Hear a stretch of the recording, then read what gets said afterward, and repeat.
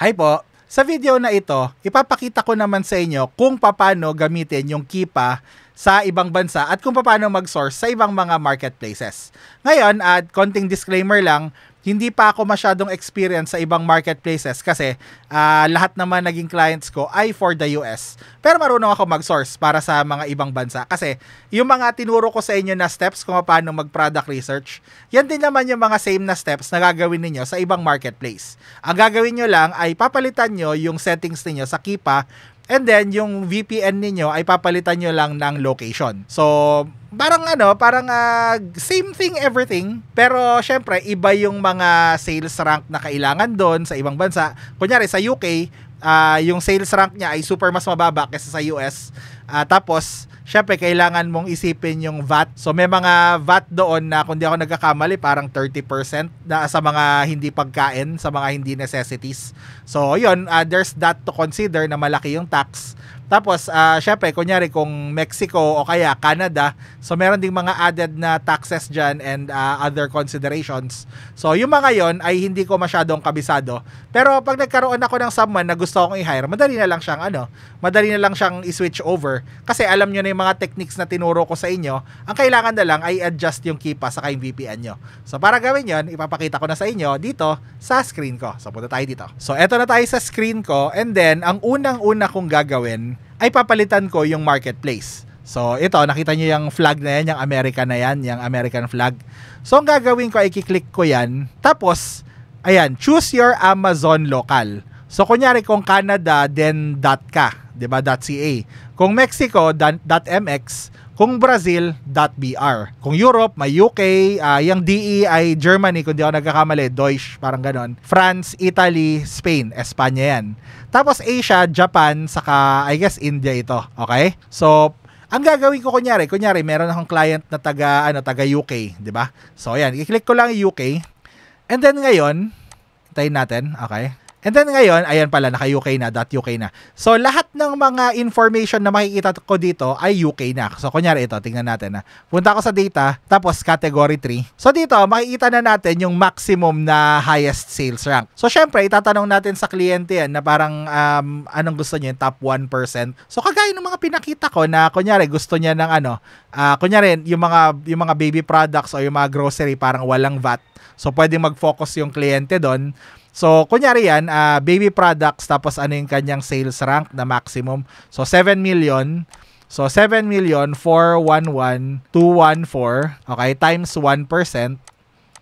So, ay, nangahanapin ko lang ay yung maximum na 74,112 na sales rank. So, yun lang naman. Yun yung pinagkaiba. Alamin nyo lang yung mga iba't ibang maximum sales rank. Kunin nyo lahat ng 1% nila.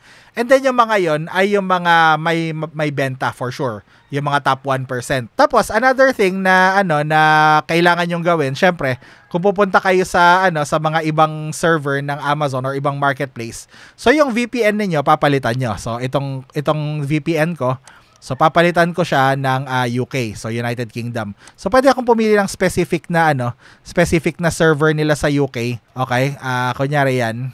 Tapos, kunyari, Edinburgh or Glasgow or London, Manchester. Kunyari, gusto ko ng London, yan. Gawa natin London. Tayo natin. So, yan. Ngayon, nakakonect na ako sa London. Tapos, pag nag-Amazon, kunyari, nag-search ako, okay, dito sa Google. Amazon. Ayan, makita nyo, Amazon UK na yung nakita ko. Tapos kunyari gusto kong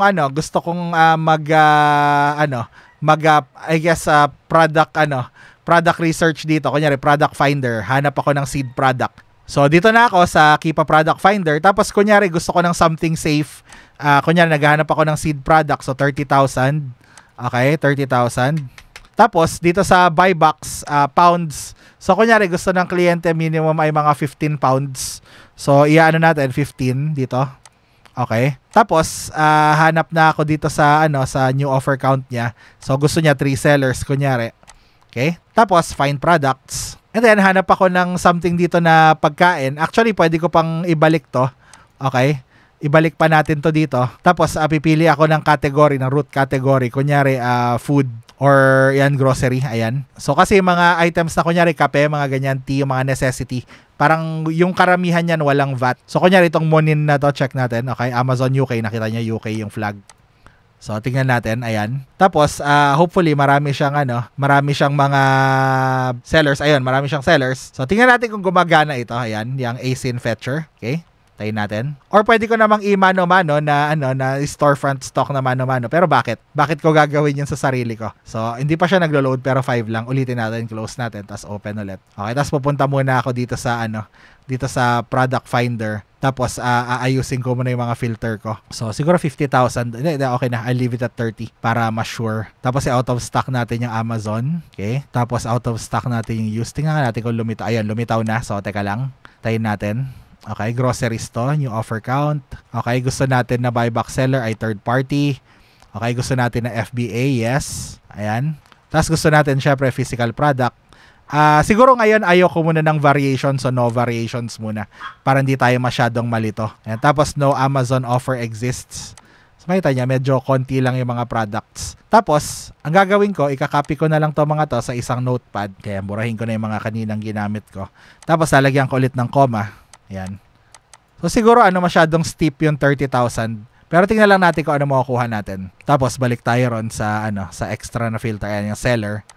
Paste. Ayan, tingnan natin kung, ayun, may 13 products tayo. So, tingnan natin yung mga resulta. Okay? So, kaya, imunin din. Okay, kunyari yan, yung Horlicks na yan. So, hindi ako masyadong familiar dyan sa brand na yan. Okay, syempre, i-check nyo pa rin yung mga IP, ha? So, make sure na i-check nyo pa rin yung mga IP kung ungated. Lahat yan, existing din yan sa ibang mga markets. Okay, make sure na i-check nyo pa rin yan. So, tingnan natin to. Ay, sorry, ito pala. Ayan, tingnan natin. So, pasok naman siya. Maganda naman yung kipa niya, magalaw. So, same principles apply. Kailangan magalaw din yung Wag lang kayo mag-expect na super daming seller. Parang basta may movement, okay siya. Data, buyback stats, titignan pa rin natin. Teka lang, ano nangyari? Yan, tignan natin to. Okay, tayin natin. So, I guess wala siyang buyback stats. Ama Foods. Teka lang, ayoko yata to. So, yan, may mga ganyan pa rin. Titignan nyo pa rin yung mga buybacks rotation nila dapat. So, ayoko to. Okay, so hanap tayo ng iba. Check natin yung iba pang product. So, check pa tayo ng I guess itong bagay na to. Or itong Bovril na to. Check natin. So, hopefully okay siya. Pero kahit ano pa to, i-google ko na para lang ipakita ko lang sa inyo. So, check natin, okay? So, ganun pa rin. Same analysis. Ayan, nakita nyo, gumagalaw pa rin naman yung sellers. Data, buyback stats. So, hintayin natin. Tapos, 14 sellers. So, mukhang okay to. Tapos, 46 monthly units sold. Ayun, okay siya, di ba? Mukhang okay to. So, okay sa akin to. Okay, this looks good. So, ngayon, Google ko na ulit siya. So, ayan, ito lang yan, ganyan lang. Tapos, search Google. Tapos, di ba, naka-UK na yung ating bagay dito. So, ayan, pwede ko na siyang tignan. So, 2888. Tapos, ilan nito? So, 250 times 6. So, ilan yan? 55515. Pwede siguro. Check natin. Pero, 125 grams ba to? 250 grams. So, alanganin kung ito. Parang 6-pack, parang 30. Tapos dito, parang hindi siya pwede. Pero yan, nakita nyo, di ba? Parang ganun din, same steps. Pero iba lang yung minimum sales rank, iba lang yung mga kukunin yung mga bagay. Pero same yung titignan nyo. Okay, same yung titignan nyo, iba lang yung tindahan. Kailangan nyo lang ng VPN na nakaset sa UK. Tapos, kunyari, Canada. Subukan naman natin mag-Canada this time, okay? So, palitan natin to ng Canada, okay? So, CA, yan, Canada. Yan kasi mga common Canada, okay? Tapos, tingnan din natin yung category 3, syempre. Kailangan makuha yung idea. So, ano yung average na 1% nito? Nasa mga, 1% yan? Teka lang So, mukhang yung mababa niya ay, I guess 2 million.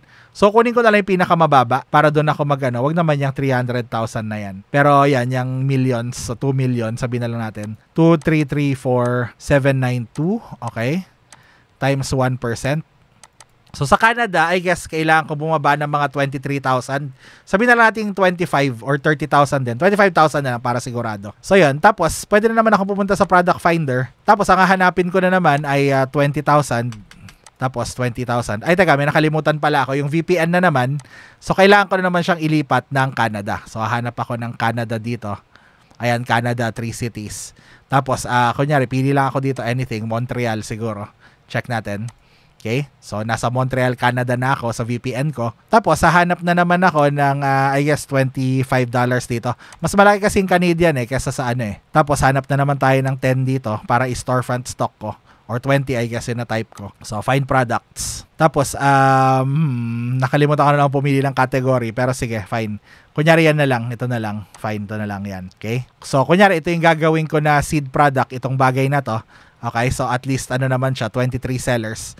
So gagamitin ko ulit tong Asinzen na i-grab ko yan. Tapos habang gina-grab niya, so i-close natin ulit, tapos i-open ulit natin.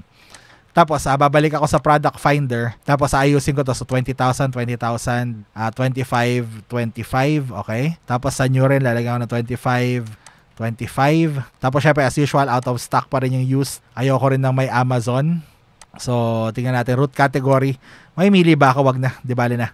Okay, tapos tingnan natin to. So new offer count, kunyari gusto ko ng 3 and above. Tapos 3 and above din dito. So ayan, gusto ko rin ng third party and buyback seller. Tapos asa na yun? Teka lang.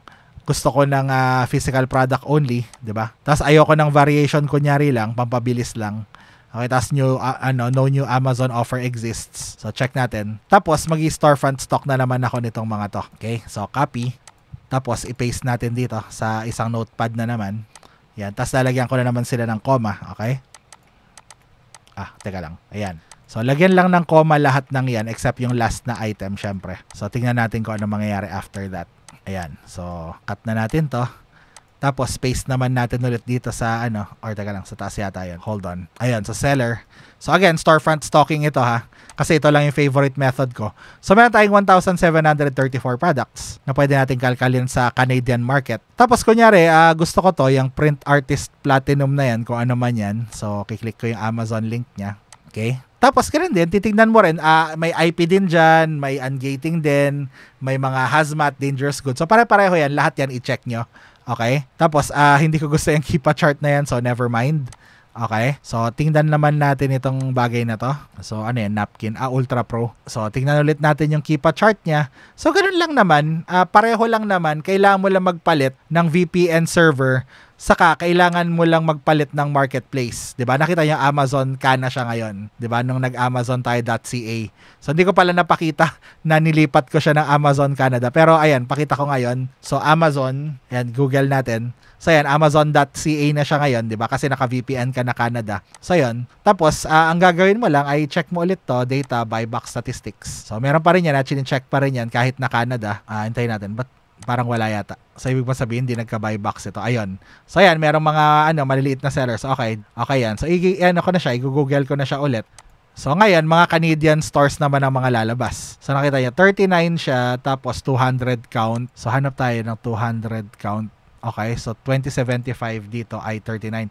Uy, may pag-asa yata. 'Di ba? Kung siya to, may pag-asa, open tip, 'di ba? So, ayan, meron tayong pag-asa rito. Kaso US price pala yan, hindi Canadian price. So, hindi ko gusto. So, yan dahil magkalapit sila, parang pwedeng Canadian dollars yung lumabas. So, yan lang. Mag-ingat lang kayo dyan sa mga ganyan pag Canada. Kasi parang ibis na pounds, parang US dollars pa rin yung lumalabas na presyo kung minsan. So, konting ingat. Kasi ito mukhang Canadian dollars ito. Pero dito, mukhang US dollars. So, tingnan nyo mabuti yan, okay, pagdating sa Canada. So, ganun lang naman mag-source para sa ibang bansa. The steps are the same. Hindi na siya komplikado. I-check nyo lang. Syempre, ibang market lang yung gagamitin nyo, ibang Amazon. And then, syempre, yung VPN ninyo ay dapat nakalagay dun sa country na yon. Saka yung Keepa nyo ay nakaset dun sa country na yon. And everything else is the same. So, congratulations! Alam nyo na, kung VA kayo, kung paano mag-source for different sellers na nasa iba't ibang market. And then kung seller naman kayo looking to expand into other countries, other marketplaces. So ayan, ang tingnan nyo lang, ang tip ko ay tingnan nyo yung kanilang tax. Baka kasi meron silang mga extra tax. Kunyari nga yung VAT ng UK, 'yon, di ba? Or sa Canada, hindi ko alam, baka may VAT din sila, hindi natin alam. So yun yung mga tingnan ninyo. Sa Mexico, ganun din, France, Germany, and kung saan-saan pa. Sandali lang, di ba? Same steps, pero konting tweak lang ng mga settings, and you're good to go. So congratulations, international sourcer ka na, di ba? So yan, and maraming salamat po, and I will see you next video. Bye.